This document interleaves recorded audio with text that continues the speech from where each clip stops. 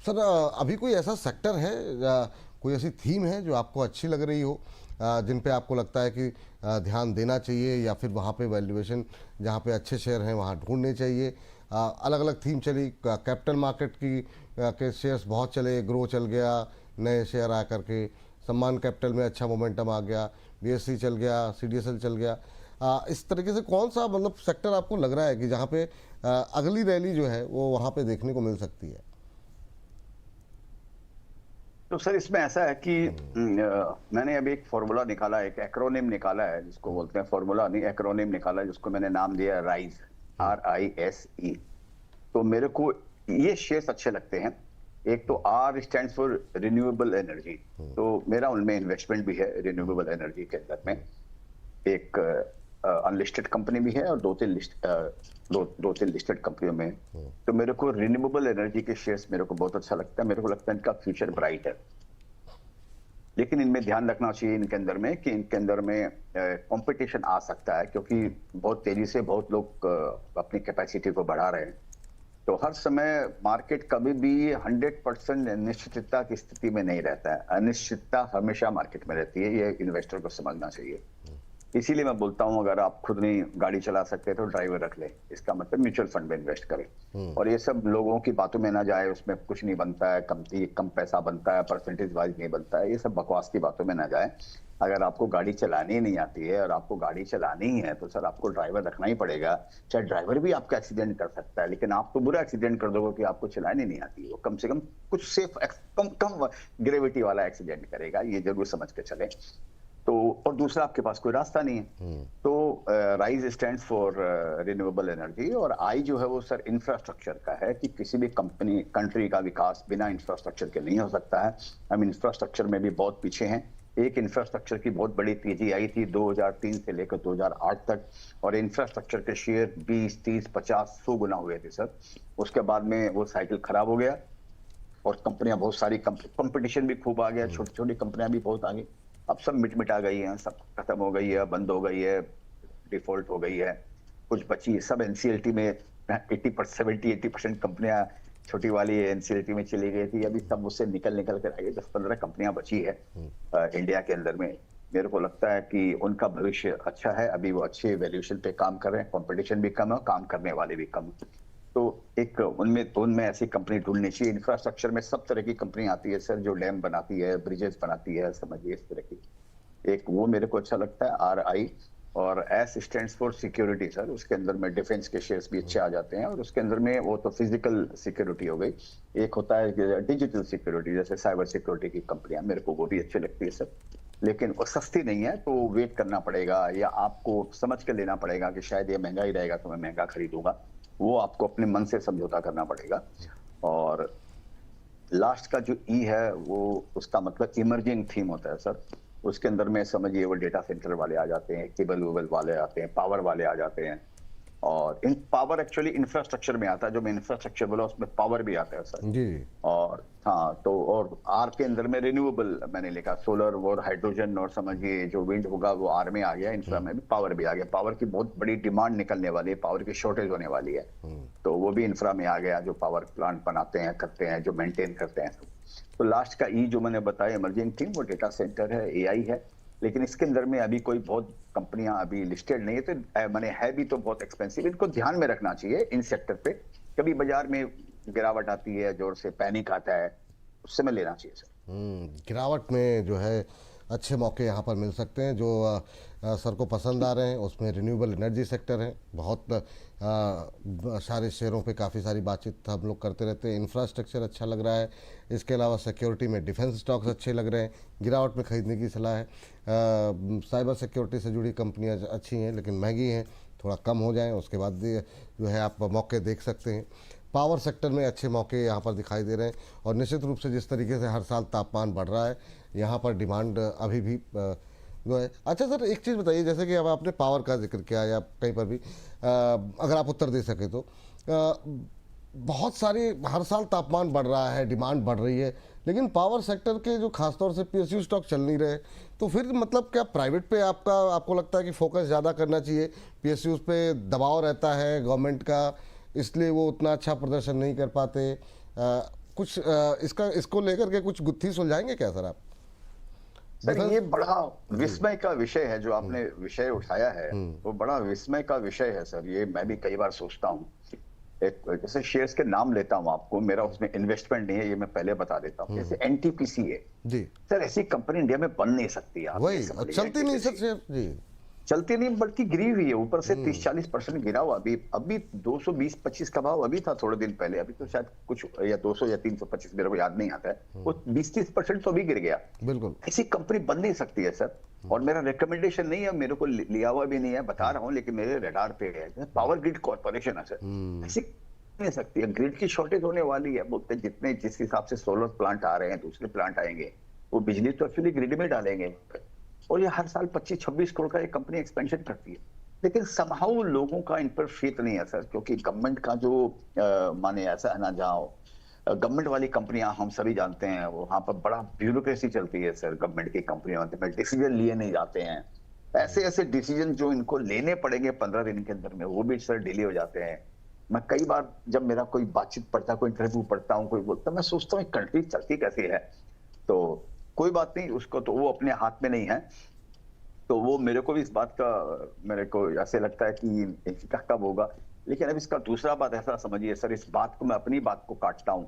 Defence के सारे share तो सर प्राइवेट, माने majority share private sector, public sector में ही है, आप समझिए। तो वो तो चले 3-4 साल के अंदर में, बिल्कुल जो तेजी आई, हिंदुस्तान एरोनॉटिक्स और BHEL और BEL और बाकी और जो कई कई शेयर्स हैं सर, वो तो चले ही हैं। लेकिन तो ये तो इन बात का उत्तर नहीं मिलता। इसमें यही है कि अगर आपको समझ में आता है तो भाई आप उनको होल्ड कीजिए, कभी उनका भी शायद टाइम आएगा। सस्ते शेयर्स हैं तो कभी उनका टाइम वक्त आना आएगा, चाहिए, बिल्कुल। वक्त आएगा जी। एक सर वक्त की बात चली तो एक रेलवे को लेकर के भी वक्त जानना चाहेंगे, इनका वक्त कब आएगा? बुलेट ट्रेन की बातचीत हो गई, अब डेट फाइनल होने की बातचीत हो रही है, ट्रायल शुरू होने जा रहा है। हमारे मतलब इतने ऑर्डर भी मिल रहे हैं, लेकिन वो रेलवे के साथ भी वही सुस्ती, वो जो चलना था 2 साल पहले चल गए। क्या वो इतने महंगे हो गए हैं कि इतना सब कुछ के बावजूद लोगों को महंगे लग रहे हैं? क्या कुछ टिप्पणी करेंगे सर रेलवे को लेकर के आप? मैं उन पे ज्यादा फोकस नहीं करता हूँ। मेरा कोई रेलवे का शेयर्स मेरा लिया हुआ भी नहीं है मेरा, लेकिन उसमें भी फॉर्मूला वही लगता है। लेकिन जहाँ बुलेट ट्रेन का जहां तक सवाल है ना सर, बुलेट ट्रेन क्या, वो जापान जापानीज लोग बना रहे हैं वहां पे सर। तो उनका जो काम होता है वो टाइम बाउंड होता है उनका। उनको 31 अगस्त 2027 फॉर एग्जांपल ये पूरा करना है, तो पूरा करेंगे वो लोग, नहीं तो लोग आएंगे नहीं आपके कंट्री में। तो उनसे रिलेटेड तो जो भी कंपनियां हैं सर, उनको बेनिफिट होगा। ऐसे भी रेलवे के अंदर में बहुत बड़ा एक्सपेंशन चल रहा है सर। सारे लाइनें वाइनें वंदे भारत इधर उधर चारों तरफ फैलाई जा रही है, और भी वो ट्रैक हो रही है रोज हर। तो इनके फ्यूचर ब्राइट है। और शेयर्स महंगे हो गए थे ना सर, अल्टीमेटली बात यही है। अभी एक कोई शेयर है 40 में मिल रहा है, वो भी PSUs है। कोई शेयर 8 के P में मिल रहा है, वो भी PSUs है। तो अभी तो, लेकिन मेरे को लगता है इनका फ्यूचर ब्राइट है सर, इनका ऐसे लगता है मेरे को। ये भी इंफ्रास्ट्रक्चर से रिलेटेड हो गया सर, ये रेलवे वगैरह भी जो आ गए, एयरपोर्ट आ गए, सारे इंफ्रास्ट्रक्चर के अंदर में आते हैं। इनका फ्यूचर ब्राइट है सर। एक सर, जब आप इतनी सारा एनालिसिस करते हैं, आप भी मतलब ठीक है टेंशन तो उतनी नहीं लेते, लेकिन फिर भी ये रुपए को लेकर के, क्रूड को लेकर के सोचते हैं सर ये कहाँ जा कर के, मतलब इतनी वॉलेटिलिटी तो नहीं देखी थी। वो कुछ कभी कुछ हो रहा, कभी कुछ हो रहा। मतलब आप एनालिसिस कैसे करेंगे? क्योंकि आप आज कुछ एनालिसिस करते हैं, रात में उससे ठीक कोई ट्वीट आ जाता है विपरीत स्थिति का। तो अब लगता है कि चीज़ें सुधर रही हैं, तो पता लगता है कल स्थितियाँ बदल गई। ये जो चीज़ें बदलती रहती हैं, तो रुपया और क्रूड, इन दो को लेकर के क्या नज़रिया है आपका? इस पर क्या टिप्पणी करना चाहेंगे सर? सर इसका नजरिया यही है कि रुपया और क्रूड सारा RBI को सोचने दीजिए। सारी चिंताएं आप ही ले लेंगे तो फिर आप जीवन कैसे जिएंगे, मेरे को बताइए। आदमी का एक चरित्र ऐसा ही होता है सर, जनरली मेजोरिटी ऑफ लोगों का। हम दुख खोजते रहते हैं, हम जीवन के अंदर में सुख नहीं खोजते, दुख को ही खोजते रहते हैं, उन्हीं को पॉइंट ढूंढते रहते हैं। आप क्या उखाड़ लोगे सर, मैं स्लैंग लैंग्वेज में बोलूं कि ₹100 हो जाएगा, 90 हो जाएगा, अपने हाथ में कुछ है ही नहीं भाई। इसमें क्या करेंगे आपके अंदर? और as a citizen, as a normal citizen, आप समझिए, अगर मेरे को ₹100 भी हो जाता है, आप मेरे को बताइए मेरे को क्या फर्क पड़ने वाला है?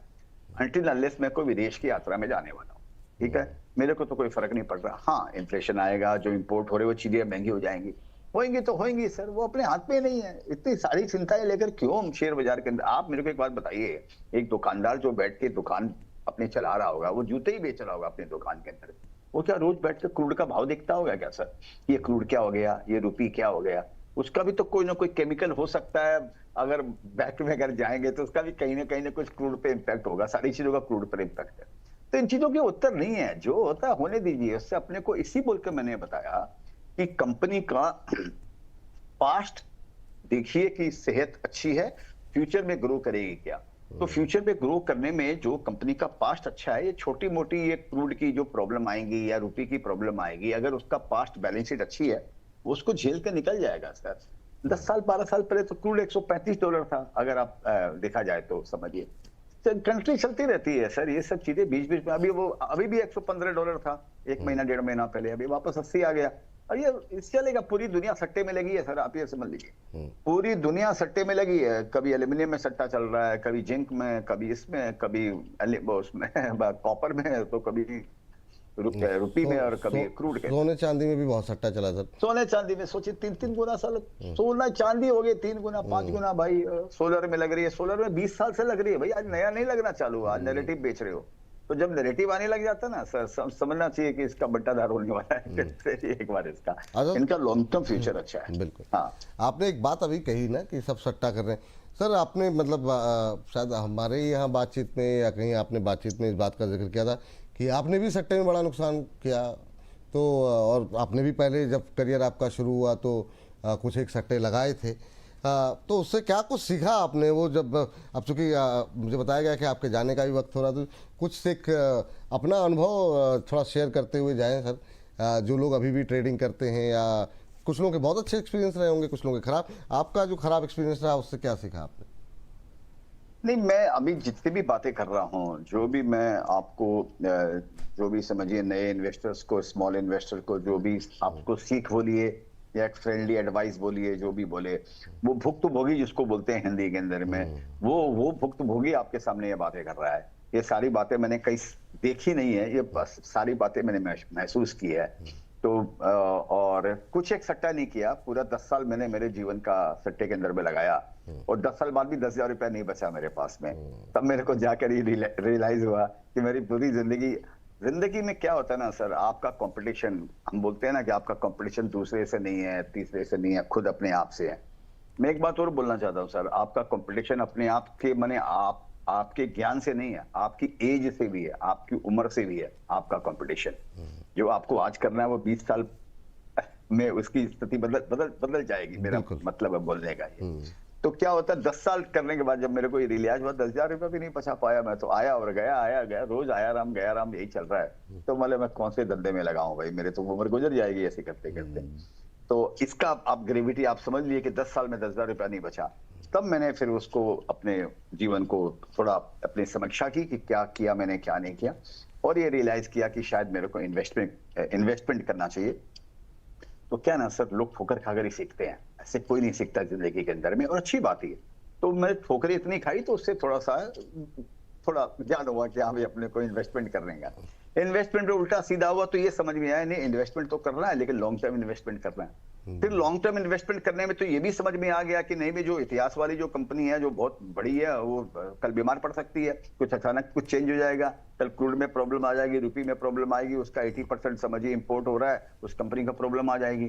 तो ये भी समझ में आ गया कि भाई इतिहास देखकर खाली कंपनी को इन्वेस्ट नहीं करने का, उसके आगे की ग्रोथ देखने का। लेकिन स्ट्रॉन्ग बैलेंस शीट ये बताती है कि छोटी मोटी बीमारी आएगी, छोटा मोटा अगर कोई सर्दी खांसी बुखार जुकाम और ये सब हुआ, तो अच्छी बॉडी का रेजिस्टेंस पावर अगर अच्छा होता है, इम्यूनिटी अच्छी होती है, तो उसको वो झेल लेता है और वो खड़ा रहता है। ये जितनी भी बातें मैं आपसे कर रहा हूँ सर, ये पूरी जिंदगी से अपनी जिंदगी को झांक कर देखा है तो समझ में आया है, वही मैं आपके साथ शेयर कर रहा हूँ। बिल्कुल सर, बड़ा अच्छा लगता है आपके साथ, मतलब मन करता है आप बोलते रहें और सुनते रहें। लेकिन अब समय की बाध्यता है सर, कार्यक्रम को समाप्त करने के लिए कहा जा रहा है मुझे कि सर कोई व्यस्तता है, लेकिन जाने से पहले ट्रम्प साहब, क्रूड, रुपया, ये सब सारे जो चीज़ें चल रही हैं, अगर उसके चलते अगर 2 लाइन अगर आप इन पे कुछ आपने लिखा सर, क्योंकि आप अपनी क्रिएटिविटी भी दिखाते रहते हैं, 2-4 गीत गुनगुनाते रहते हैं, हम लोग आपको सोशल मीडिया पे आपके चैनल पे सुनते रहते हैं, अच्छा लगता है सर। तो अगर कुछ आप इन पे कुछ आसपास कुछ लिखा सर, या बाजार में जितनी उतार चढ़ाव है इसको लेकर के?